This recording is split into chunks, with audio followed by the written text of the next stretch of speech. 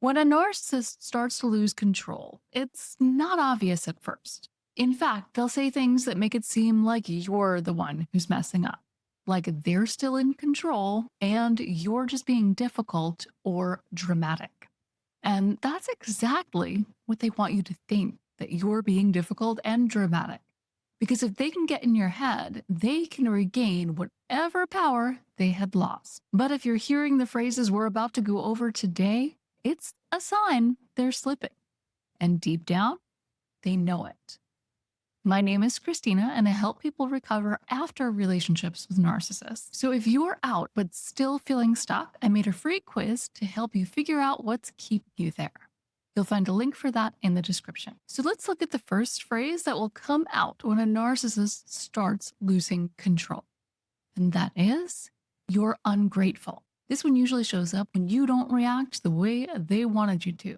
So can you think of a time when the narcissist in your life wanted basically a medal for finally making an effort or doing something super basic?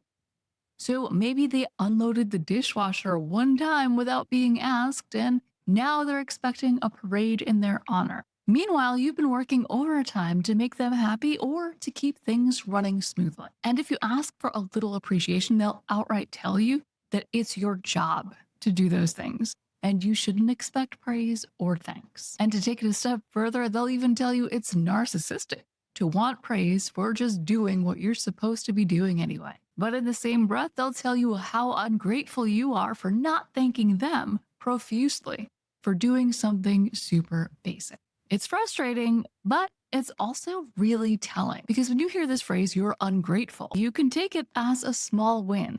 It really means you're not jumping through hoops to feed their ego anymore.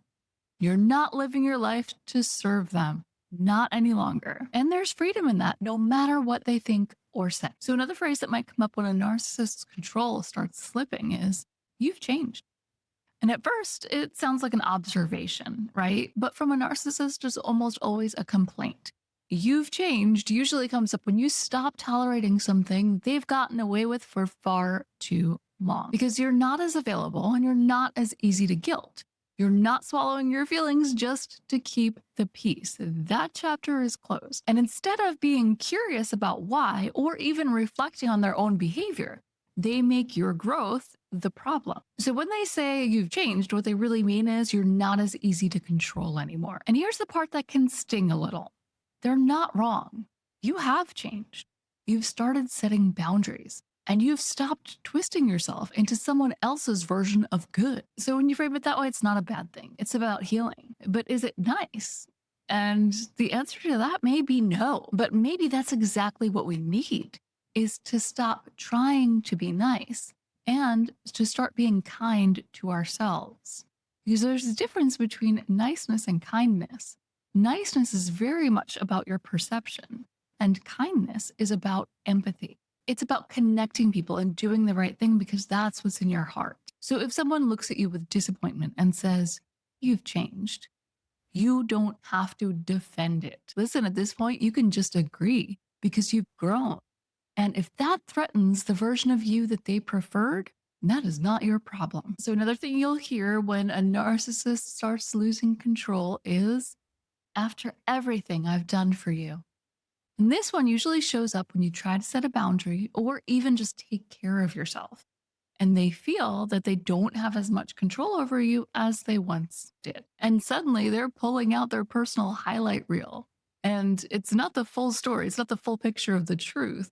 It's only the carefully selected good deeds that they want you to remember. So like maybe they helped you out once when you were sick. Maybe they stuck around when things were hard and now act like they deserve lifelong loyalty for it. But here's the thing, they'll bring up those moments again and again, especially when they feel like you're not doing what they want you to do. And this is usually tied to that whole you're ungrateful narrative, because they genuinely believe that you owe them and that a few decent actions cancel out all the harm and destruction that they've caused. Much of the time, the narcissist is doing very basic things and expecting massive thanks for it. But the bigger problem is that your debt never gets cleared. So you could spend years sacrificing, pleasing, and overgiving just to make up for something that the narcissist did for you. But that debt never goes away. It's never enough. So when you hear something like that, like, how could you do this after everything I've done for you? Try to see it for what it is. It's not a statement of love or loyalty, it's a manipulation tactic. And the moment that doesn't work on you anymore, that's when you know you're finally stepping out of the role that they were trying to trap you in. So now remember that moment I asked you to hold on to earlier, the one where you were called ungrateful because you didn't throw a parade in their honor for unloading the dishwasher or doing something simple. So that didn't really have much to do with gratitude at all, even though they were calling you ungrateful.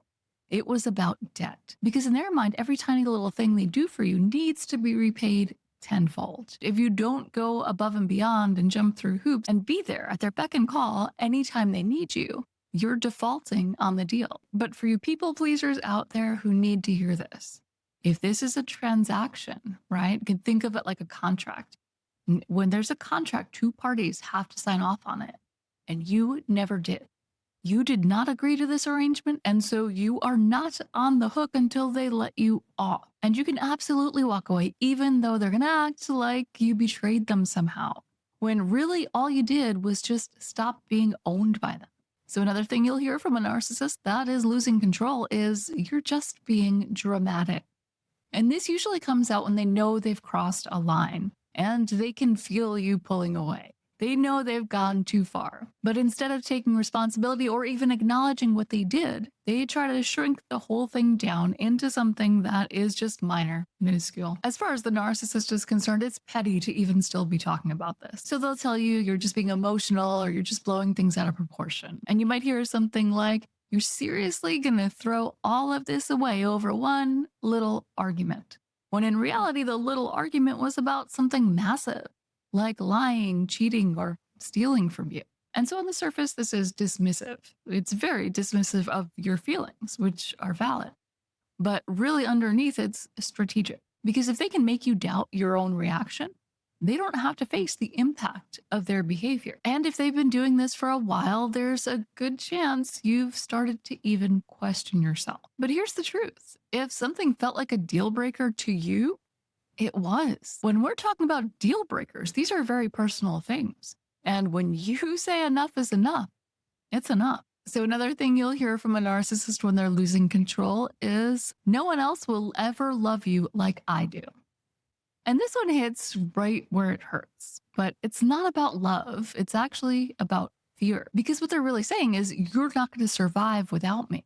And if you've been trauma bonded, it's easy to feel like they might be right. So even if the relationship was toxic, even if you were constantly walking on eggshells, there's still a part of you that wonders, what if no one else ever makes me feel that way again? But let's reframe that one for a second. Because if the narcissist said something like, no one else will love you like I do, really let that sink in. How does the narcissist love you? How do they show their love? Not just in the good moments. Because if you're here, if you're watching this video, there's a good chance that there's some pretty bad stuff in that relationship too. And if they say no one else will love you like I do, well, maybe the answer is, I should certainly hope not. So if you're trauma bonded, there's going to be part of you that does really want the narcissist's love and acceptance. But even if you can use the part of your brain that deals in logic, which is not the part of the brain that the trauma bond takes hold over, but if you use that logic part to see that you want someone who sees your value without needing to tear you down, someone who treats you well without expecting you to give everything of yourself. So when you hear no one else will love you like I do, take a breath and check in with yourself. Is that true? And if it is true, is it maybe a good thing? So here's another thing you might hear, and it's a super common one, so you might have even heard it. When a narcissist is losing control, they are so likely to say, you're the narcissist. And this one usually shows up when the narcissist feels backed into a corner. This is when they've lost control of the narrative and they need to flip the script fast. So they accuse you of being exactly like them. And that wouldn't even be so bad if that's how it was presented, because that would mean that they were taking some sort of accountability for their bad behavior. But usually it shows up more like, you're the narcissist and I'm the angel, or the empath, or the victim. And sometimes this happens after you finally name what's going on. And other times it comes out of nowhere just to throw you off. And the sad part is, it usually works. I can't tell you how many people I've talked to, good, kind, emotionally aware people who end up spiraling after someone called them a narcissist. And they absolutely start questioning everything.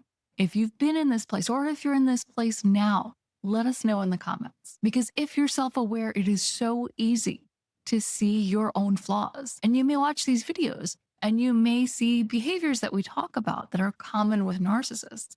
You might think, oh no, I've done that, right? And what that means is that you're human. But if you're in that place where you're asking yourself this question, like, am I the narcissist? I'll share something that I've found to be a pretty good indicator that you can use for yourself. It's difficult to use on other people because you don't know what their true intentions are. But if you're in this place, I suggest asking yourself this question.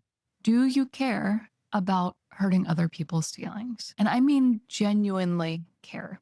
Like, is this something that occupies your thoughts, right? If you have a conversation and maybe you stick your foot in your mouth, right? Or you say something that you didn't realize was offensive, but then later on you think about it and you realize, oh no, I shouldn't have said that to that person, right? And you're thinking about it not because it's going to affect you that you hurt their feelings, but because you feel bad and you don't want to be responsible for causing pain in someone else. If those types of thoughts occupy your mind regularly, you're not a narcissist. Because narcissists will intentionally hurt other people's feelings if it means that they're going to gain something. And that's a very simple way to look at it. But what I find is most people who spend time worrying about whether they're a narcissist are worried because they don't want to be hurting other people. And these are the people who are not narcissists. Most of the people who worry about this don't really have anything to worry about. So if somebody who's highly narcissistic, possibly a narcissist, is calling you a narcissist, that is a sign that they are feeling threatened. And if they can get you to see yourself as either worse than them or just as bad as them, it's so much more likely that you're going to stay in this situation and they are going to maintain or regain control over you. So another thing you'll hear a narcissist say when they're starting to lose control is, I guess nothing I do is ever good enough. And this one's less explosive and it's much more about guilt. It sounds sad and it sounds kind of self-aware, but don't be fooled. It's not actually about growth or reflection. It's about control. Because what they're really doing here is flipping the script. You set a boundary or you express something that isn't working for you, and suddenly they're the victim. And they tried and they gave, and you're just impossible to please. And this kind of thing works especially well on people who are natural fixers. I'm talking about people who care deeply and who know what it feels like not to measure up. People who carry that fear of disappointing someone else. And if this sounds like you, you're probably going to want to jump in and fix it for them. They're saying something that makes it sound like they feel bad. And so you're going to want to smooth it over, reassure them, and take just some of the blame just to soften it and just make them feel a little bit better. For some of us, that's a knee-jerk reaction. But here's the truth. If you're in a relationship with a narcissist, you probably feel this way all the time, like you can never do enough. So when they say nothing I do is ever good enough, it's a projection of the pressure they've put on you. And so try looking at it that way, because if you look at it as projection, it's kind of like they're holding up a mirror, right? And while you want to jump in and save their feelings, the feelings that really need to be saved are your own. So take all of that kindness and direct it towards yourself. So another thing you might hear from a narcissist as they're losing control is, no one else has a problem with me. And this one's sneaky because it's not loud or dramatic. But I can assure you it's manipulative. Because what they're really saying is, if everyone else thinks I'm fine, the problem must be you. And this is meant to isolate you. It's meant to make you second guess your own experience. And when this is said, probably towards the end when they're starting to lose control, and maybe you're thinking about leaving, it's really meant to make you believe that everyone's going to be on their side. They want you to believe that they're going to have all the support and you're going to have none. You're going to be completely isolated if you leave them. So if you're hearing this, please understand that this is a manipulation tactic. and they're trying desperately to regain control over you. And they're using other people to do it. They're trying to make it seem like other people are going to be against you or already are against you. But that's not necessarily the truth. And even if that were the truth, you have to ask yourself if staying in this relationship is really worth it to you. Because the people were against you when you're in the relationship, and maybe they'll be against you afterwards, or maybe you can start having conversations about what was really going on. The only way things are going to change is if things change. Right. So it's a personal choice that everyone's going to have to make for themselves. Every situation's different, but make sure you're weighing your options. So another thing you might hear a narcissist say when they're losing control is, you're going to regret this. And this one usually comes out when the old tactics aren't working anymore. So maybe you've stopped arguing and you're not explaining yourself anymore. And so if they can't get to you, that's going to be a clear sign that they're losing control. And this is when they start to panic. So now they're trying to make you panic by planting fear about the future. So depending on the situation, they might imply that you'll regret leaving or that you'll regret standing up for yourself. They'll tell you that you're going to regret ruining a good thing. And when you're too close to all this, this can absolutely work. So you might start questioning yourself. But if you step back and look at things objectively, you'll realize that none of this is coming from a place of love. It's all about control. So I want to put a little bit of a disclaimer on this. If you're in a situation where you're going to regret this, is a very physical and very real threat to your safety, then this is something that you need to take seriously and do what you can to keep yourself safe. So all of these phrases are really what happens when you're still in this and the narcissist starts to see signs, the writing on the wall, that they're losing control. And unfortunately, all too often, all of these phrases and these manipulation tactics that they use end up pulling you back in little by little. And it usually becomes a little bit of a tug of war before people are really ready to leave. But if you want to have a look at what happens when you really are at that point, when you are ready to go, and the narcissist knows beyond any shadow of a doubt that they are losing control, watch this video right here. And it'll walk you through from the very early steps to when they all out just absolutely know that their control is gone. Because having this information can help you be a little bit more prepared. So go ahead and watch that video. And if you haven't already, be sure to hit the like button before you go. And I'll see you next time.